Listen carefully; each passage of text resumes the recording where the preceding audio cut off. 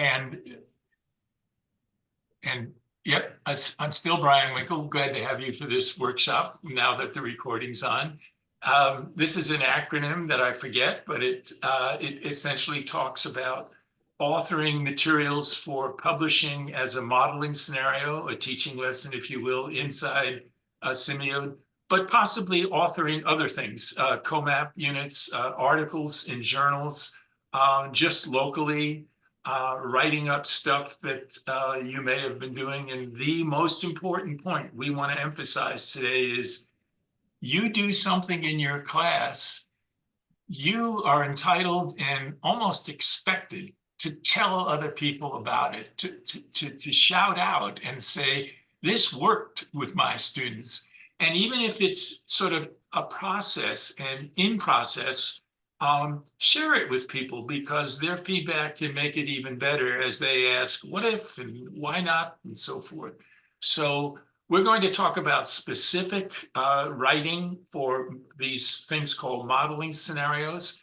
And I'm glad to have 4 colleagues, Tova Brown, who's there from Wisconsin Lutheran, Bryan, who's emeritus from Rose-Hulman Institute of Technology, Brody Johnson, who's out there at St. Louis University, and myself, who's in the Northeast Ohio.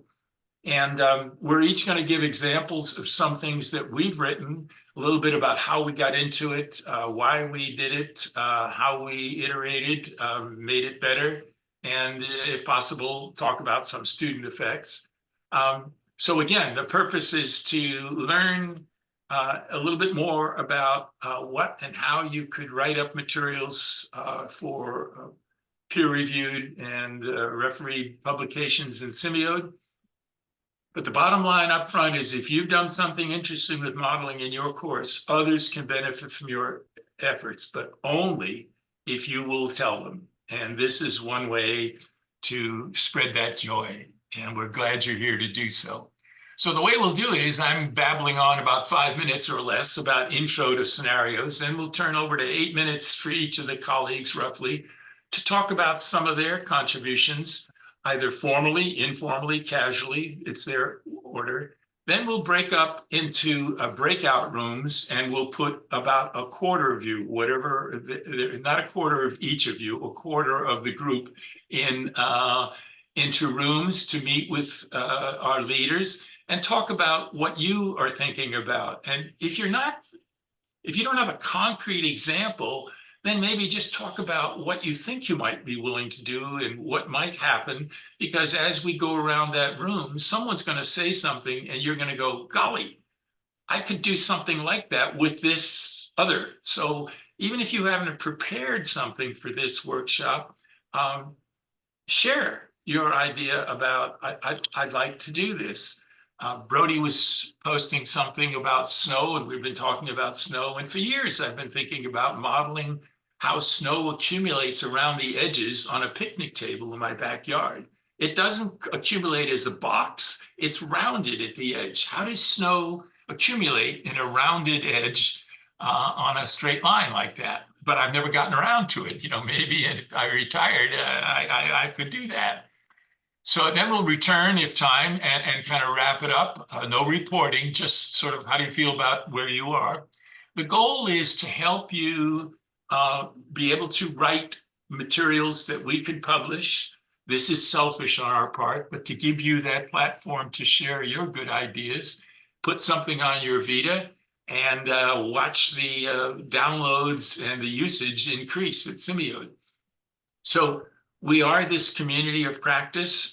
We have modeling scenarios. We have a resource guide, which kind of lists them according to a traditional first order, second order textbook approach. And we have a starter kit, which lists sort of like, if you're really, as a teacher, not sure what to do, these are surefire. Over the years, people have gone to these and used these, even on the first day. So this is how your work might be presented in the larger group of scenarios in a resource guide that's like a textbook, or maybe in a starter thing. Here's what you might look if you go to our main page, by the way, and if you hit that browse button in the upper center there, it'll take you to resources, all kinds of resources. you will see that these are not really broken down yet, but if we hit resource type, we will go to a number of things. This is an example of what you see. This is a material on LSD modeling, and you can see that as of a week ago, 1,206 people viewed this. About 5,600 people downloaded it. It's one of the more popular modeling scenarios, and I have no idea, except maybe it talks about acid and people want to learn how to trip out, but I hate to think that's the case. Anyway, if you went further on the resource types, you would see we have modeling scenarios, we have technique narratives, which are modeling based, but tend to have the focus on the technique. So maybe your first effort might be to enhance the number of those. The potential scenarios are articles that we've listed just the abstract. Initially, we actually posted the articles, and Lee artfully and carefully said, you know, we don't have copyrights for those. So we simply post the name of the article, the abstract, and maybe a few sentences about it. And at your library or in some way, you can find the article. We mentioned free online textbooks. We have some general resources, and we have things broken up into various categories. So yours would appear as one of these, and this data on views and downloads would be there. We have comments at the end of modeling scenarios, but we're a very quiet profession in some sense because very few people write comments. And the comments could be, I used it this way, I enhanced it this way. And we try to get people to add to that, but it's just, you know, trying to get water from a stone sometimes. So hopefully we provoke people to do that. But your work would appear as, for example, a modeling scenario or a technique narrative. So you can see there's over 300 of those, some of which are in Spanish, one is in German, and one is in Czech. Okay. Here's the, when you go to the main page, if you don't go to browse, you can go to an author's page. And this is what would be interesting to you because we have two templates, one a generic LaTeX template and another one a Word template. So some people write comfortably in Word, other people write in LaTeX. And we have LaTeX class files both for Spanish and Czech as well. We have about maybe a dozen modeling scenarios, that are in English and Spanish. We had a graduate electrical engineering student in Panama translate a good number of the more popular ones into Spanish. This, by the way, is the last slide that I think I'm going to present. And this is an article on how you can browse your way to better teaching.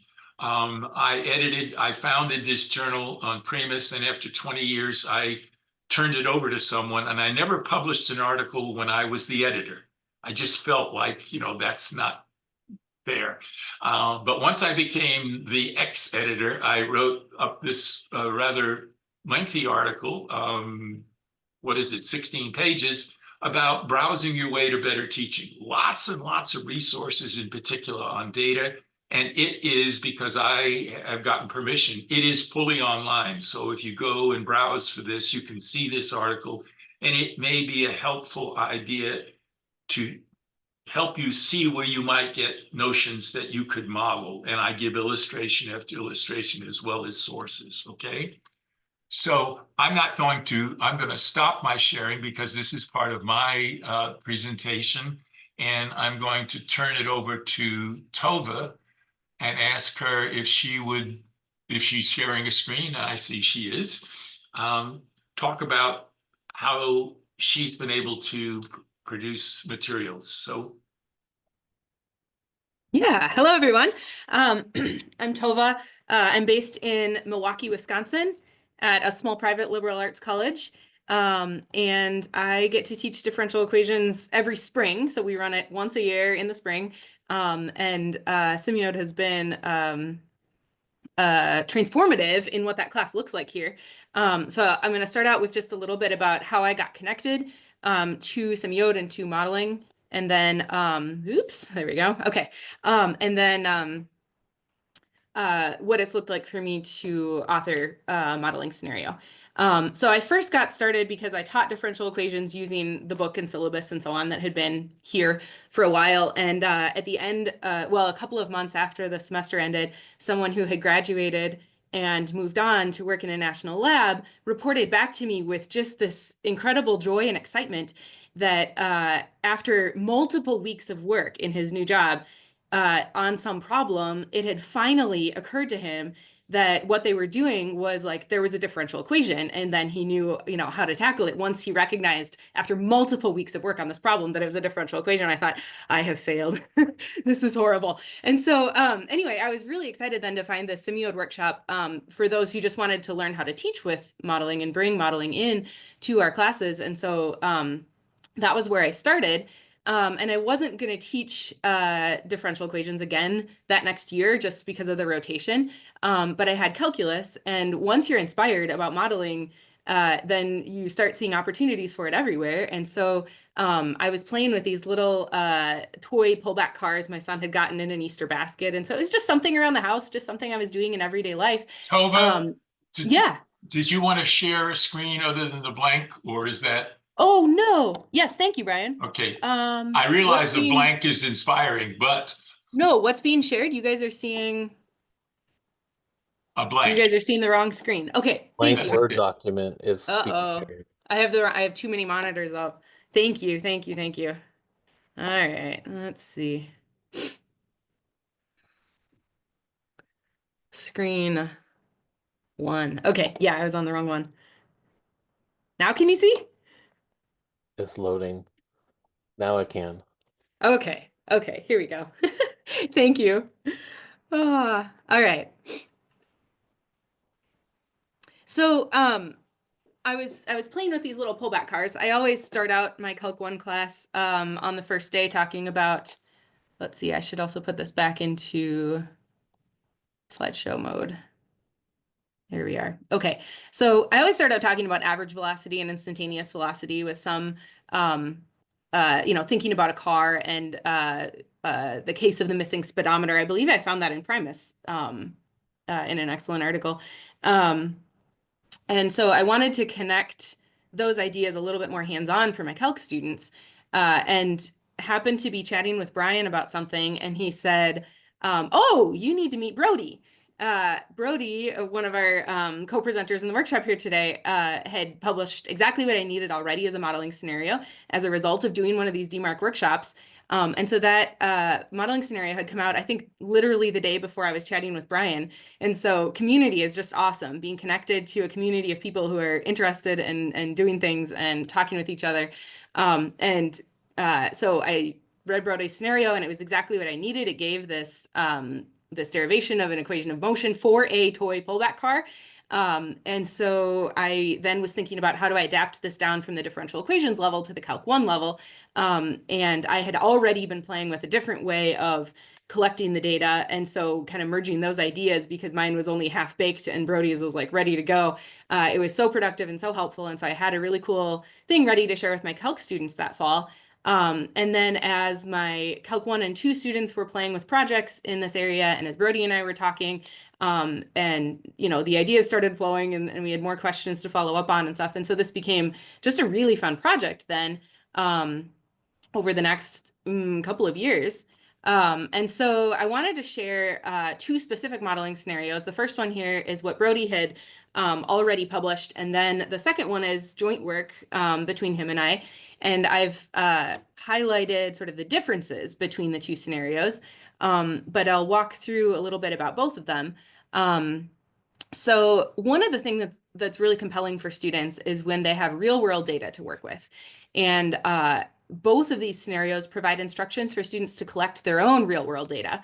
And so using a video camera and some kind of length measure, they can take videos of the cars in motion and then frame by frame extract their own data. But also we've provided data because that is a little bit tedious, and depending on your goals and how long you want to spend implementing the scenario, you may or may not want to have them do the hands-on data collection. Okay, so we also provide the data set, And even in the second scenario, Brody and I uploaded the videos that we used for that provided data set. So you could have students start with their own hands-on or with videos or with an Excel file. And then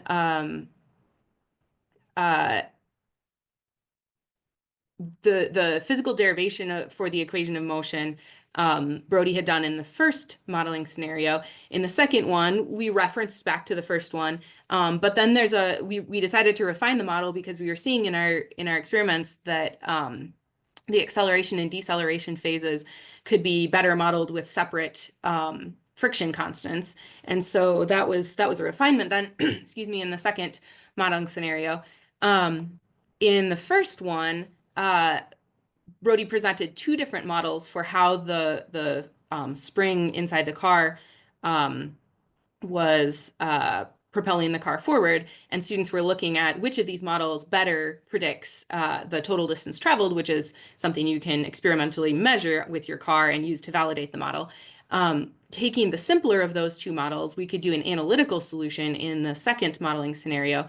And we were looking in that second one at varying the pullback distance, not pulling back the car the entire distance that the motor is capable of, but some shorter distance, and using the experimental data to then predict what might be the total distance traveled and the top speed for a car that is pulled back a different, shorter pullback distance. Anyway, as Brody and I were continuing to play with these and talking with our students and seeing what they were doing, we basically came to this point that we felt like any day of the semester in differential equations, we could pull in the pullback cars example out of our back pocket and connect it to the course content. It permeated and connected to like all of the different topics in your syllabus. And so we ended up then, after these SIMIODE modeling scenarios were already out there and being used, then we ended up deciding to write an article and submit to the College Mathematics Journal with the broader picture. And so this is then an example of SIMIODE modeling scenarios that then bore fruit in another venue as well. And that was a really rewarding experience straight as well.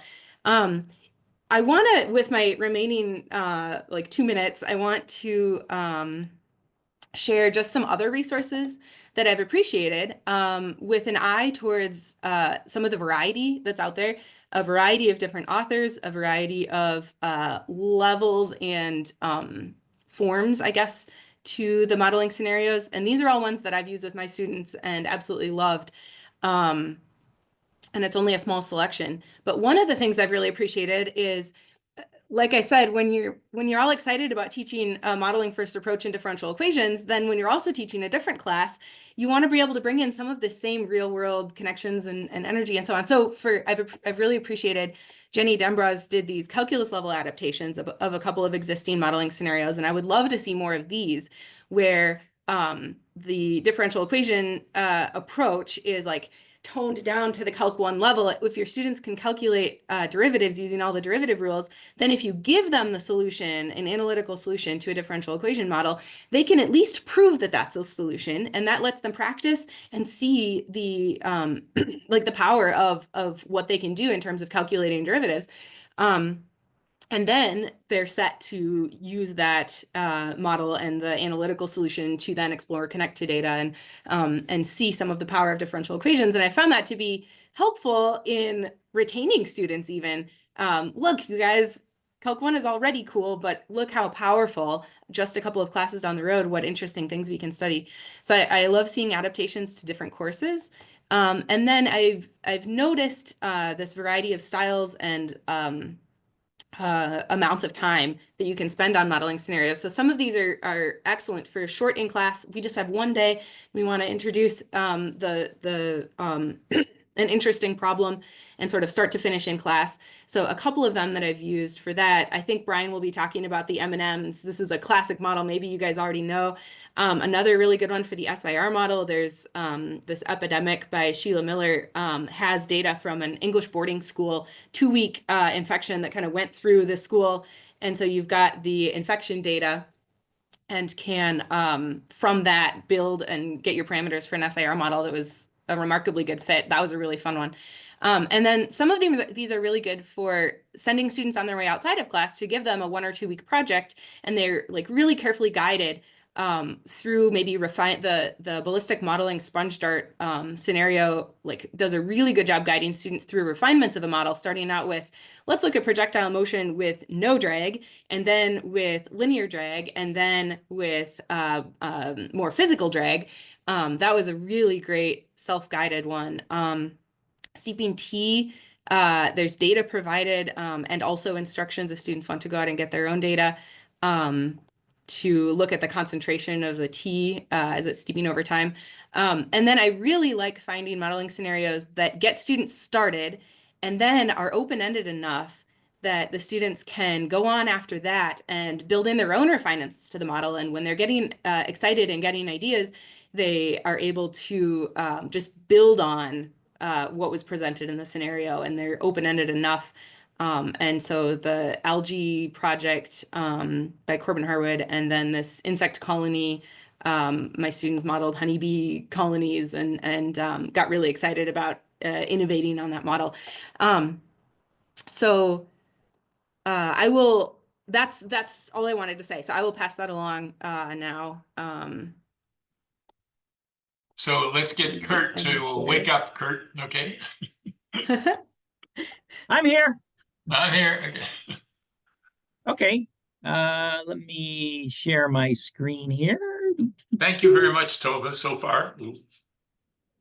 So I just wanted to show you some of the, not go into the details, but just show you the titles and rough outline of some of the modeling scenarios I've developed, and with a focus on where do I come up with these things. I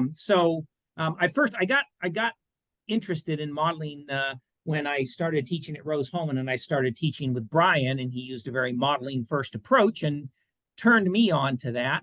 And so I started, even long before SIMIODE existed, I started writing up effectively modeling scenarios to use in my classes. And so I'll just show you where I came up with some of these ideas. And I've got a long list of other ones that I still haven't, that I think would be interesting, but I haven't developed yet, including one I encountered this morning. Most of the stuff that I came up with that I work into class come from experiences in day-to-day life. I don't go out and start searching the mathematical literature for ideas. I just do things. I see things in day-to-day life, and I think, oh, that would be interesting. So, and some of them come from my research, but most of them are just things I see in day-to-day life. Sometimes I see something in the media that looks like it would make a good DE model, and so I pursue that. I'll show you some examples.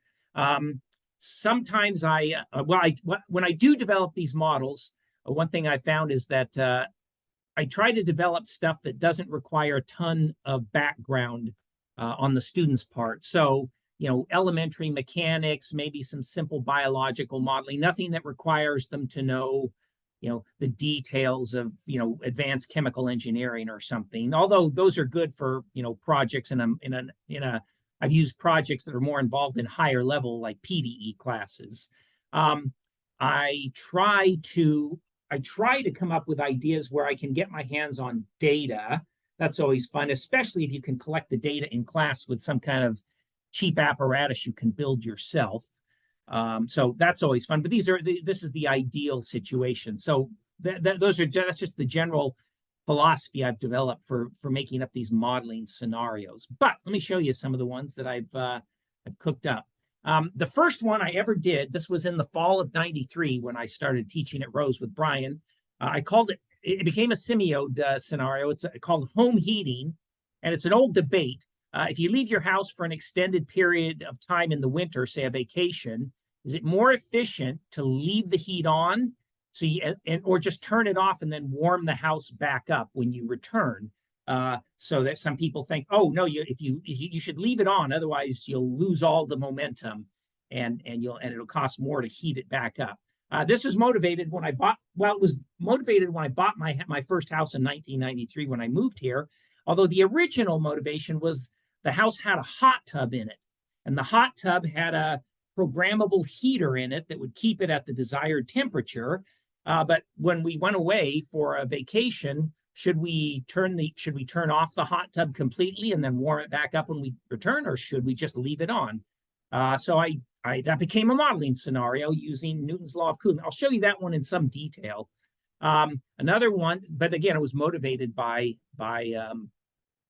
my day-to-day life and buying a house. The Hill-Keller model that starts off the SIMIODE book was motivated by me being a runner. I'm not a sprinter, it's for a sprinter, but it was motivated by my hobby as a sprinter. And I saw some data from world-class 100-meter race and from a track meet in the 80s. And I was interested in, and I didn't make up the Hill-Keller model, but I started investigating it and developed it into this modeling scenario. The bike shock absorber project that's in the SIMIODE book that some people seem to like. I was motivated when I bought a mountain bike and started riding it. I wondered, how do they design these shocks? How's it? And there's a knob on it that you can tune its behavior, and you can tell the difference when you tune it to be stiff or mushy. I thought, how do they decide how strong should the spring be? All these things that I did some investigating, and I made up a simple spring mass damper model. And somebody who's an experienced mountain biker said, "Hey, that's exactly how it's done. This is a really good model." He liked it. The cruise control project, that it's part of the SIMIODE book, and it's also a modeling scenario. That was motivated when I bought my 2017 Subaru Outback, and it can maintain speed. It not only applies the gas to keep the speed up, but it'll apply the brakes as well. And I wondered what kind of control mechanism they use. Now, I modeled that as a so-called PID control algorithm, and I don't know what Subaru uses, but it's a nice opportunity to introduce students to simple ideas from control theory, which you can do in a DE1 class. So again, that was motivated by day-to-day life. The bullets and water project, it's concerned with when you fire a gun into the water, the bullet slows down extremely rapidly, at least according to popular opinion. And then Mythbusters, the TV show Mythbusters, did an episode and found that, yes, the bullets really do slow down extremely rapidly. And then there's a number of other people who've done experiments, but I got interested in that. What's the mathematics behind that? Can we model that and see, is this really plausible? And the answer, yeah. But that was motivated by watching TV. And then there's one I did. I don't think it's a very popular SIMIODE scenario, but I'm hoping somebody will do it someday. It's called the Foucault knife edge test. And this grew out of my interest in astronomy and telescopes, where I built my own telescope, and I actually ground the parabolic mirror in the back, which is a rite of passage for serious amateur astronomers. You make your own optics. And the amazing thing is you have to get the surface parabolic to the diameter of a few hydrogen atoms, and you can do it at home with your bare hands and some home-built equipment. You can use simple optics to measure the shape of the mirror and then correct it until you get it down to a tiny fraction of the wavelength of light in an accurate parabolic profile. And I looked at that and I realized there was a differential equation lurking in that process. And I don't know if anyone else had noticed it, but that became a SIMIODE project as well. And then there are many others I could list, but I mean, the home heating is one. This is one. I'll just delve into the detail. I'm not going to go into all the details, but it was motivated by when my wife and I went away for our first over Thanksgiving in 1993, right after we bought our house, and we wondered, is leaving the heat on more efficient, or should we turn it off? Or should we leave it at a comfortable 21 degrees Celsius the whole time? I put it in Celsius because I'm, a scientist. And so you want to know, should I leave the furnace on, or should I turn it off and then program it? If I couldn't at that time, but you could now program it so that it turns back on and heats the house back up to exactly 21 degrees Celsius when we return at the end of our vacation, which is more efficient. So that's the idea. Leave the furnace on and heat the house the whole time, or turn it off and then turn it on exactly at the right time to heat the house back up. So scenario 2, of course, in scenario 2, if you own a house, you know that turning the heat off in the winter is problematic. So we're ignoring things like burst pipes, tropical plants, or small pets or children that need heat. So, and it assumes, of course, that you have a suitable programmable thermostat.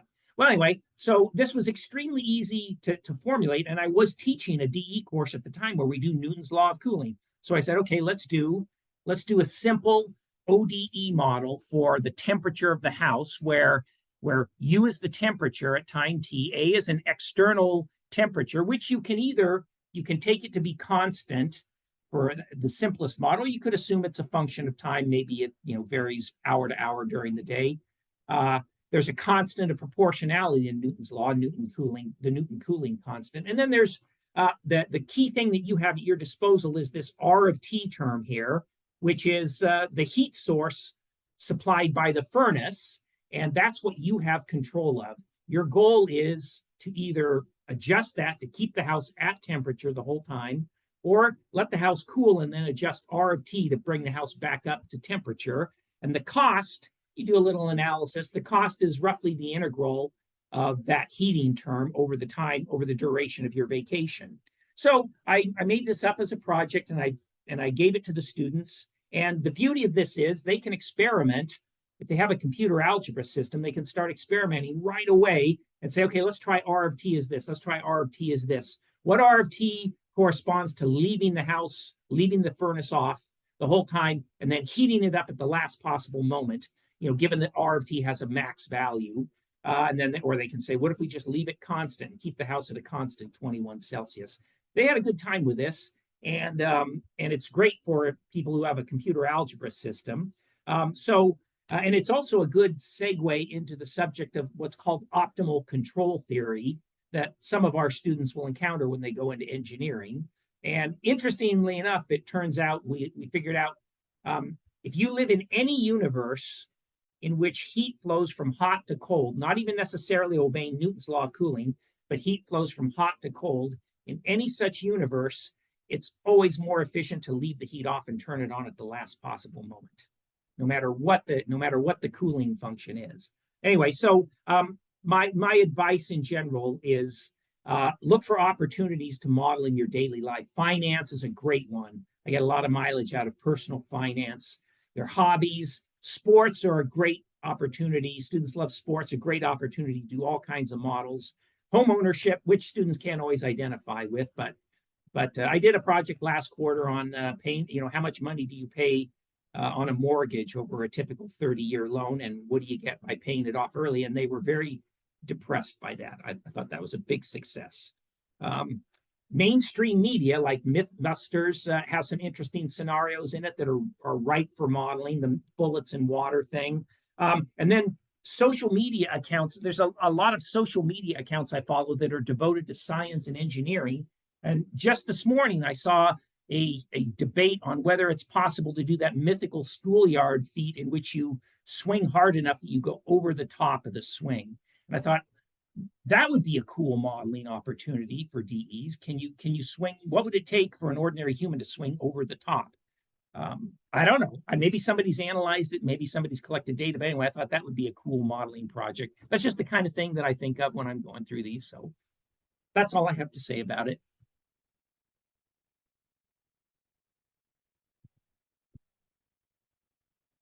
And I'm going to stop sharing.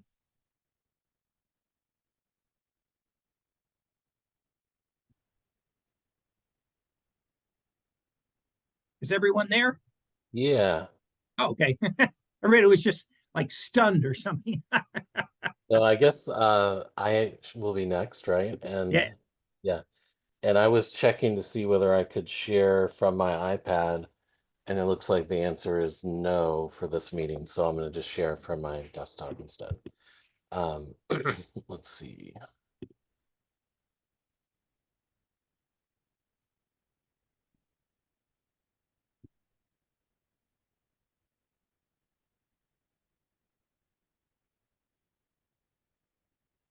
Brody was kind of scared when he thought about Kurt pushing him on a swing over the top. I was thinking about that. I wasn't thinking of Kurt necessarily doing it, but I was thinking how the chain would, want to fall when you get to the apex of your swing before you get through there. Okay, so are we seeing slides, and is it more or less taking up most of your screen?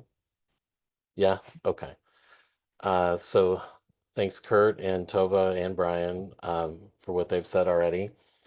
I'll try to be pretty brief as well. And I think this is something that Tova and I wrote before. I don't know if it looks familiar to you, Tova. I was worried that you might have it in your slides, but we had done a talk before at Expo where we were just trying to encourage other people to create modeling scenarios, and that's exactly what this workshop is all about.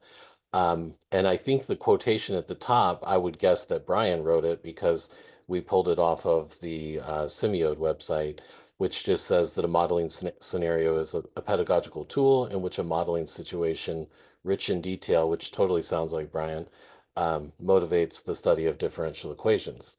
And we added some thoughts of our own, and Tova, I think, touched on this already. And I think in Kurt's examples, you can kind of see this too, that sometimes it's just an in-class activity you're talking about, like playing with M&Ms or something along those lines. Other times you're working on a project that could touch on advanced topics that students are going to connect to courses that they're taking, like control theory or partial differential equations. And those are very different, but they all have value and can be used by the right students or the right instructor in the right situation.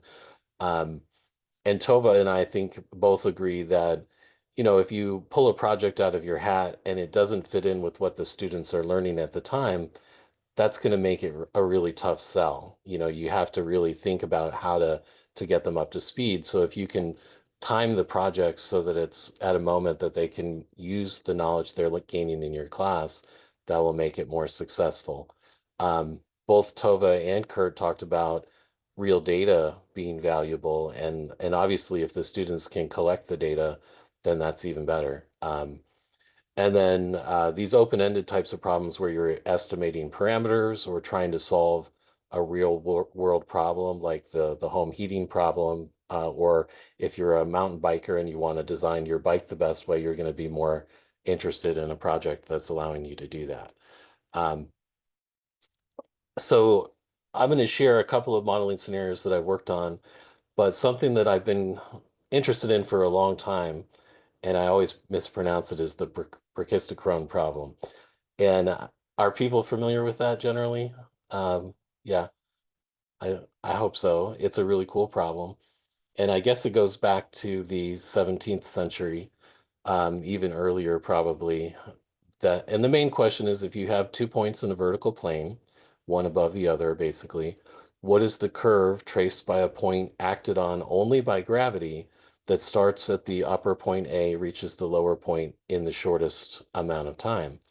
I think I'll zoom in a little bit if I can. So is this graph bigger now? Yeah, okay. So this is just a little MATLAB simulation that I've done fairly recently to look at some different curves. Obviously, the blue curve is a straight line path between the 2 points. The red curve and the green curve are both parabolas. One is of the form x equals y squared. The other is of the form like y equals x squared plus constants. The black curve is a cycloid. That's the optimal solution to the brachistochrone problem. And then what do we guess the pink is? Any guess, Kurt? You looked like you were thinking about it. Circle. A part of a circle, I'm guessing. That's right. That's right. Oh.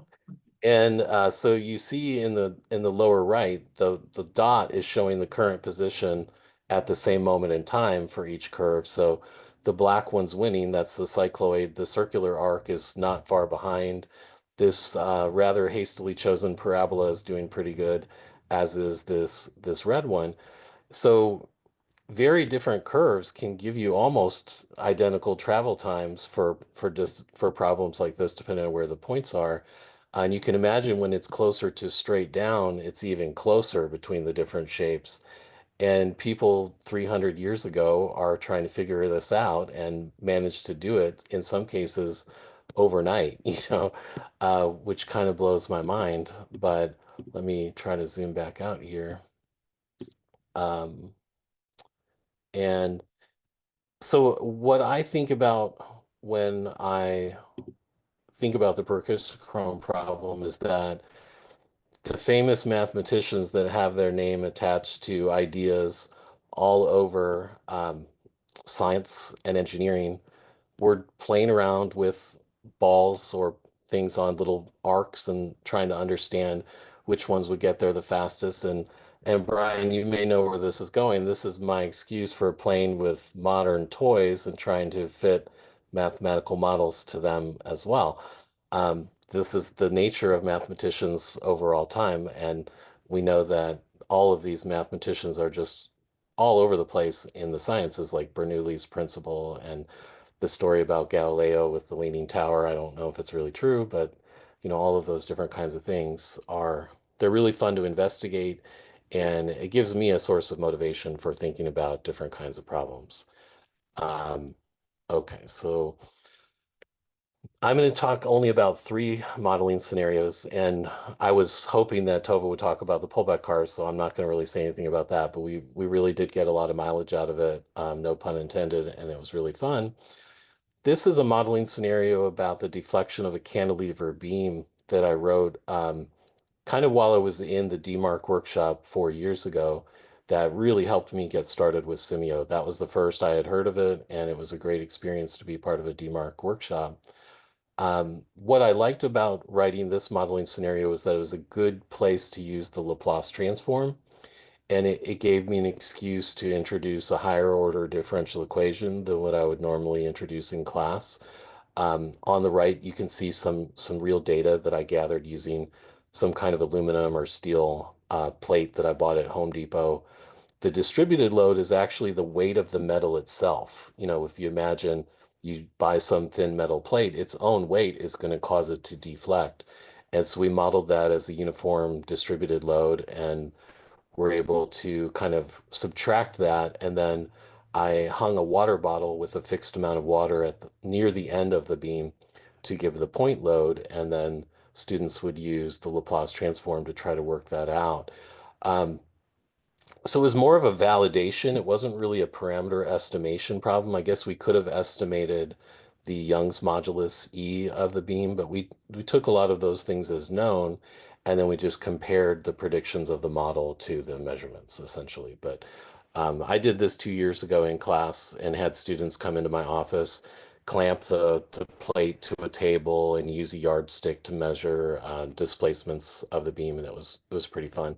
I'm giving links in the bottom of each screen for the modeling scenarios. The second one goes back to toys, which I had alluded to an interest in that myself. And I grew up in the 70s and 80s. This is a series of toys called Pop Cycles that came out in the early 1980s from the Japanese toy company Tomy. And you can see in the second picture here, there's this little rip cord that you pull. And what you're doing when you pull that is you're generating a whole bunch of spin in the rear wheel. And if you notice, the rear wheel has a lot of metal to it. It's kind of like a flywheel. And so it stores kinetic energy very well, which enables the toy to accelerate. Also, like some really cool things that these toy designers were thinking about. The coefficient of friction between the wheel and a floor is very low, so the wheel slips. The slipping is what allows the toy to actually accelerate, because the frictional force where the wheel is slipping pushes the toy forward. The other thing that's really important for a two-wheeled toy is that it not just fall over as soon as you put it on the ground, and the spinning flywheel in the back provides this gyroscopic effect that it doesn't want to tip over as it's spinning there, and so it will actually accelerate.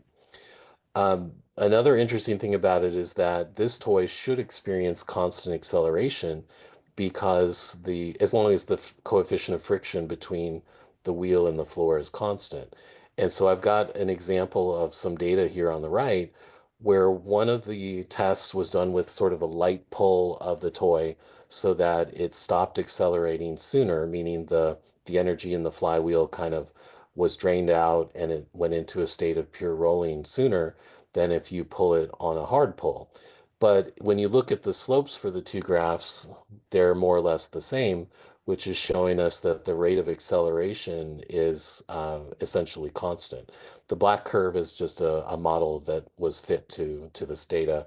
And you really have to assume something about how long the process will last, but that's just going to be related to the initial speed of the wheel.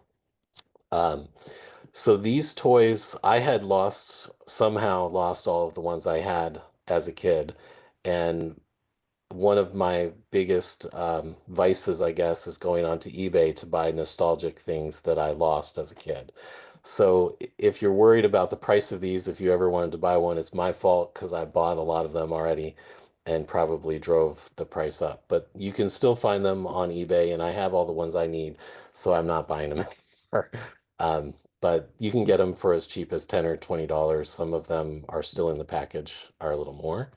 Um, the last modeling scenario I'm going to talk about is one that I wrote over last summer. And it's something that I had written a math talk about before, which is just the fact that in order to get a lot of strikes, you need to curve the bowling ball and help it achieve a better angle of attack as it goes into the pocket. Um, so this model doesn't use real data, although I wanted to find some overhead views of a bowling lane from some professional bowling or something in videos online. I wasn't really able to find that. I do think it must exist somewhere.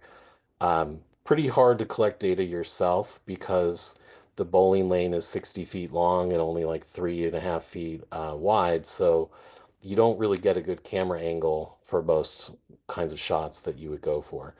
But this is really the same idea as the pop cycle. You have a spinning object that's slipping on the ground, and it's that slipping that allows it to accelerate in different directions, which is what makes it curve. And if you look at these trajectories that I've drawn on the right, these are simulated trajectories in MATLAB. You notice that there's more of a bend in both of them towards the end. Does anybody know why that is?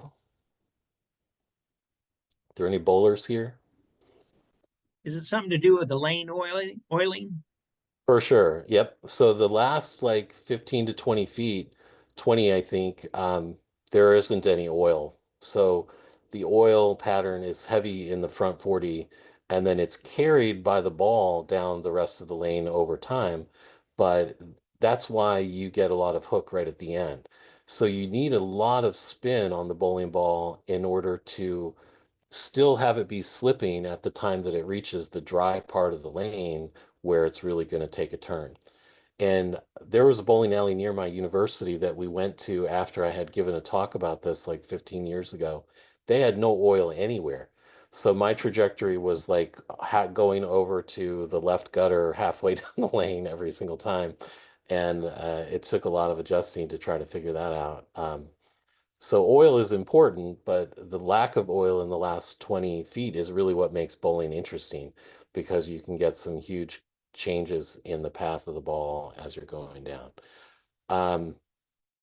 So then Bryan had alluded to this earlier. I'll try to be done in like 2 minutes or 1 minute even. This is a picture I took a couple weeks ago. These are metal rails on a wrought iron fence in my front yard. We had gotten about 8 inches of snow, and after a couple of days, I noticed these holes appearing around the metal rods on the railing. And I was thinking like, wow, it was sunny today. So I guess these black rails absorbed heat and then it radiated around the rods and melted the snow. Underneath this, in a straight line that would connect the centers of those circles, there's also a metal rail, but because it was covered with snow, it wasn't getting heated. And apparently there wasn't enough conduction to melt the area between the posts.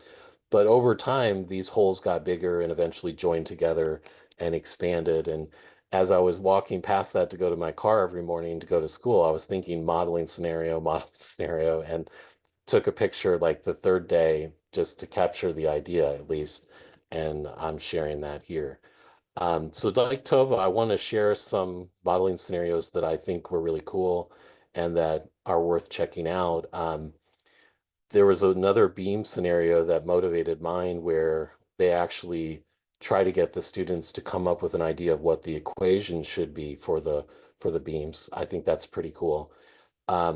Bryan's falling coffee filter scenario motivated something I'm doing with students right now, having them make a paper cone and drop the cone point first, and then add pennies to the cone to see how that changes the drag coefficients and things like that for free fall. I had some students put 6 pennies in a 4-inch cone and it fell about as fast as gravity would allow. I told him that might be too many pennies for that cone, but and then there was I think it's really interesting when people are able to tap into their research to make modeling scenarios. And Jacob Duncan's project on insect outbreaks is an example of that. Mine have mostly just been kind of like what Kurt was saying. A lot of his come from hobbies, observations, just interests, not necessarily my research. And then this comet orbital mechanics problem, I think, is really cool as well. And so I just wanted to share that, and I will stop there.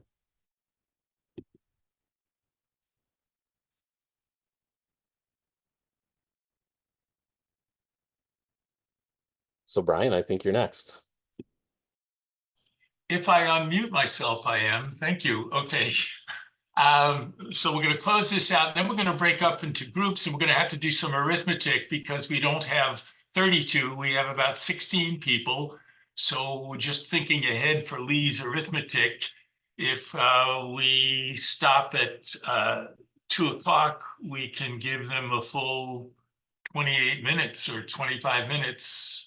So Bryan, what do you think about doing 2 breakout rooms instead of 4 and having two moderators per room? Okay, Lee, are you okay with doing that? Okay, yeah, well, he's the man at the switches. But anyway, I wanted to talk about several of these as well. Just a moment, I can't, yeah. This probably is one of the most widely used, although isn't necessarily downloaded. And many people start the first day of class. I at least did at West Point. And one time we had 800 cadets at the U.S. Military Academy, all in different rooms along a hallway, throwing M&Ms on the floor and all over the place and collecting data. And I think the dean walked by and he goes, "What the hell are you people doing over here?" And so at any rate, this is quite simple. You take a bunch of M&Ms, and I used to use a full bag, but it's 55 M&Ms, and you can do this with 10, 15 M&Ms. You throw them on the table. If the M shows up, they're dead, and you essentially get exponential decay. You iterate over and over and over. So for variety, you throw them on the desk, some of them die, and you immigrate 10. Forget about that stray V, that's a tech error on step 5. And so you iterate, half of them roughly die, you integrate 10, and you ask the students where it's headed. If you do this on the first day of class, you get to equilibrium, you get to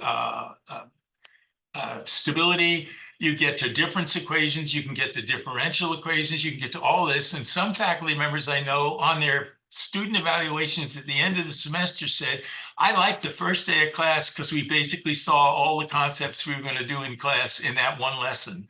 And it never dawned on me that that's what could happen. The other approach is each student does their own, and then they pass the data to the fellow student, and that fellow student has to figure out the immigration level. Everybody knows the kind of death rate is 0.5. But supposing you use these 12-sided or 20-sided die you can buy, and you use different rules. If an even number shows up, you die. Well, that's a 50-50. If a multiple of 3 shows up, you die. And again, have students collect data, pass it to their partners, and say, "See if you can figure out the death rate and the immigration rate." So you're doing parameter estimation in day 1 in a differential equation class. Okay. This one is, as I said, one of the more popular ones, and I don't, maybe it's LSD, I don't know, but it's a 2-compartment model, and it comes from the 60s. And I had looked it up. Unlike Bill Clinton, I didn't even inhale. So I don't know about these kinds of drugs, but this is pre-Timothy Leary. And what pharmaceuticals and pharmacokinetics, the study of pharmacy and drugs in the body, is very much interested in, if you take a blood either orally or intravenously, how much gets into the tissues, the thyroid, the kidney, wherever it's supposed to be, and how often do you have to take it so that you alleviate pain or you distribute the medicine and avoid overdosing. So pharmacy companies use these models all the time. I mean, all the time. And they have special packages. And I used to run seminars at Albion College when I was very young. And I'd have trouble getting people to come to a seminar, and I called Upjohn, which is in Kalamazoo nearby, and the chemist over there says, I'm not coming over unless you have me a 3-hour seminar. And I went, what? I can't even get people to come for 1 hour. And he goes, and I'm bringing a colleague. So there's going to be a biochemist and a mathematician, but it's got to be 3 hours. And I thought, and I went to my chemistry department chairman, and he goes, that sounds cool. We had 60 people, the most I ever had in a speaking host in my life. And we had a ball because in the group were students, math, physics, chemistry, all kinds of people. And we were doing pharmacokinetics. Most of us couldn't spell that. But the beauty of this model is that, and the first time I realized it is from knowing the concentration in the blood, which you can sample, you can tell the modeling that what the concentration is in the tissue, which you cannot sample under normal circumstances. I cannot put a needle in your brain normally, at least not in a Harvard student lab. And when that night that happened in my life, where I saw, wow, those eureka moments will happen on model after model that you're doing. So this is a simple 2-compartment model. Here's the data, which is in the study. And almost everybody who does a modeling activity has references to either the data or has the data. And these are the differential equations from the compartment. And this is the data for the average for 6 students, and the model fit up in the upper left. So you have a marvelous fit. And the model that's on the lower right shows you can get high on LSD, and it's rather rapid, the ingestion of that, okay? Finally, this is a model that I had a lot of fun developing. I got my kitchen floor all covered up with different colored waters because I forgot to collect the water that was coming out of the bottle.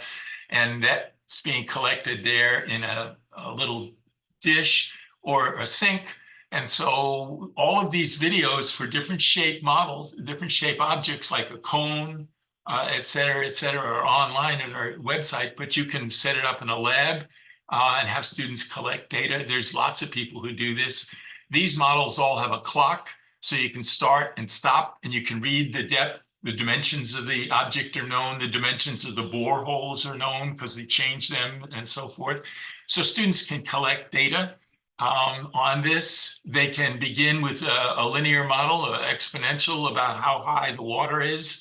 They can use Excel to fit the data, and I'll show you a couple of those. You can move to an analytic model with first principles. And the first principle you use is conservation of energy. And those of us who teach understand that not everybody has physics. And so you have to be ginger about what you can assume. But this is a pretty reasonable one if you define what potential and kinetic. People have a feel for kinetic. It's how fast. They have a feel for potential because if I drop a hammer on your foot from 10 feet, it's different than 6 inches. And so you can model that. And if you think about a sliver of water that's at the top of the column has the same total energy as it does at the bottom. And what engineers do all the time is they calculate something 2 different ways, set it equal to 0, set them equal, and they get a differential equation. And so you're showing them this fundamental principle. You get to Torricelli's law, which says the height changes not proportional to the height, but to the square root of the height. And it's not just empirical, it's analytic. And here's the example of a linear fit, and here's the example of the beautiful fit from Torricelli's. And I've not done this, but I have people who do 3D printing. You can build an Egyptian water clock in which find the shape so that the water falls at a constant height. Not fast, then slow, but at a constant height. And 3,000 years ago, the Egyptians knew how to do this. And so they build those kinds of clocks. I'm not so sure why Egyptians were uptight about that kind of clock, but at any rate, that's what it is.